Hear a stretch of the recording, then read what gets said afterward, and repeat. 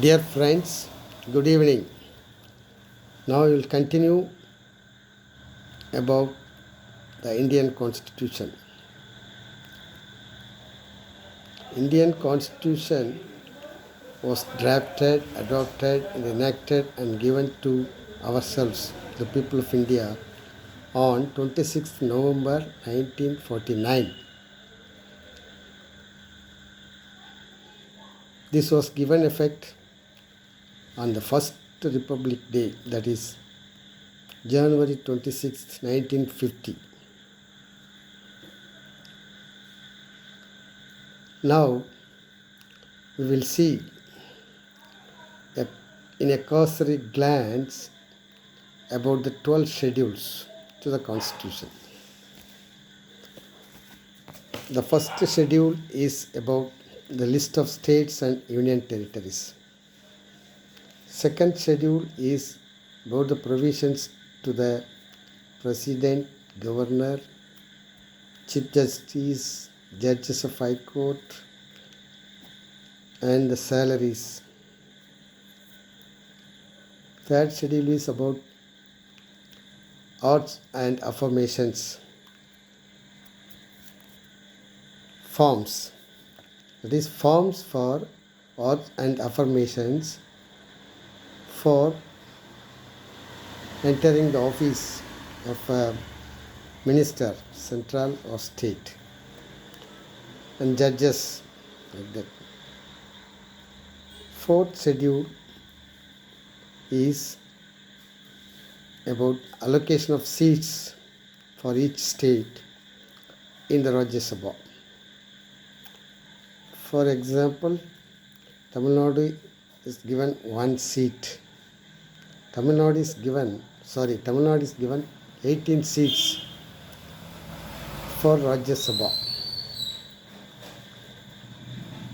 Fifth schedule is about the administration and control of scheduled areas and tribes. Sixth schedule is about the provision for administration of tribal areas in Assam, Meghalaya, Tripura, and Mizoram. Seventh schedule is about the distribution of powers and functions between the union and the states. It contains 3 lists: union list for central government, state list for state government, concurrent list for both the state government and central government. The state government has the power to legislate on the subjects under state list. Central government has the exclusive power to legislate on the central list.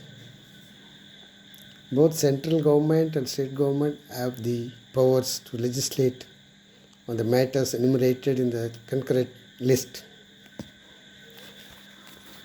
Any subjects left over in the concurrent list will be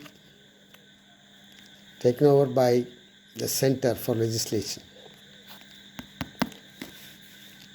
Eighth schedule is about the languages recognized by our Constitution for India. As on date, there are 22 languages as recognized languages. Ninth schedule is about the list of all special laws and acts, that is, validation of acts, special laws, specially validated. For example, in 1994, in Tamil Nadu, one act was legislated, that is, reservation for BCs, MBCs, SCs, STs Act 1993 came into effect in 1994. It is for giving reservation above the fixed limit of 50%, that is total 69% reservation. That is SC, ST 18 plus 1, 19%, BC is 30%, MBCs and DNC is 20%. Totally 69% reservation was provided. Over and above the ceiling of reservation, that is 50%. So it has been treated as a special law, invalidated. Such laws come under the 9th schedule. 10th schedule is about anti-defection law. 11th schedule is about Panchayat Raj, right? Panchayats and powers fund functions.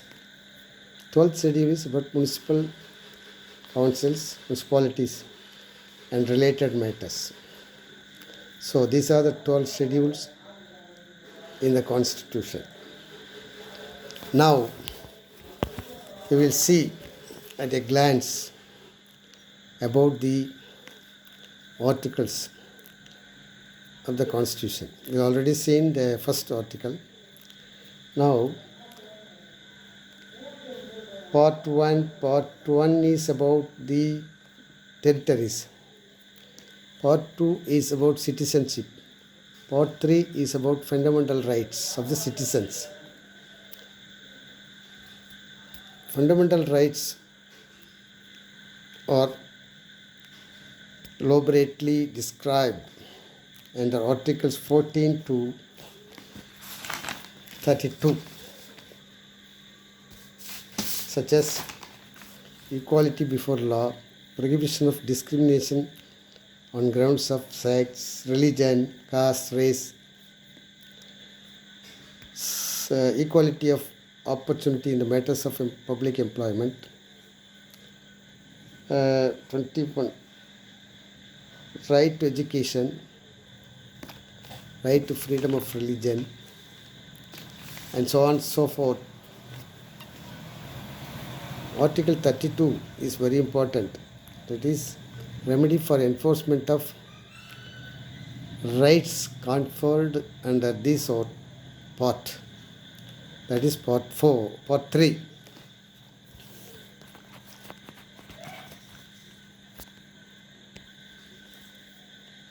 So Article 32 gives right to the citizens to move the Supreme Court for enforcement of the rights, including the educational, cultural rights, starting from the right to education, etc.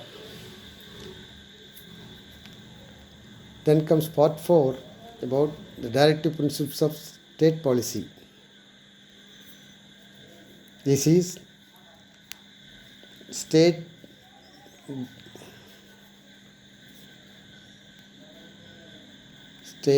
has to make legislations for the welfare of the people.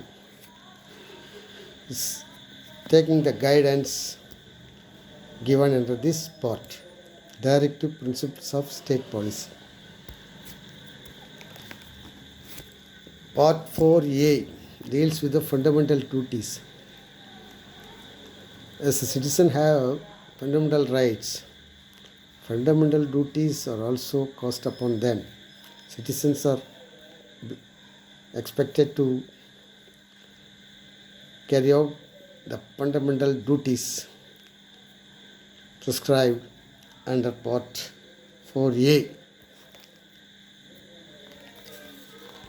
Next comes about the union, executive, judiciary and state executive, legislature, high courts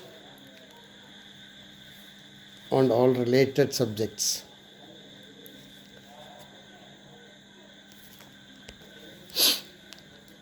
We will see all the details with reference to particular chapter in due course. Now, let us see about the important articles relating to government servants. That is, services under the union and the states.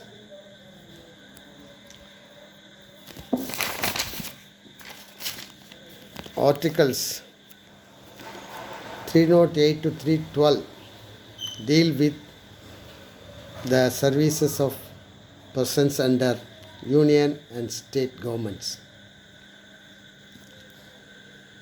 Article 308 is about interpretation. That is, unless the context otherwise requires, the state does not mean the Jammu and Kashmir state. That is Article 308. 309 is very important. It is regarding recruitment and conditions of services relating to persons appointed in civil posts and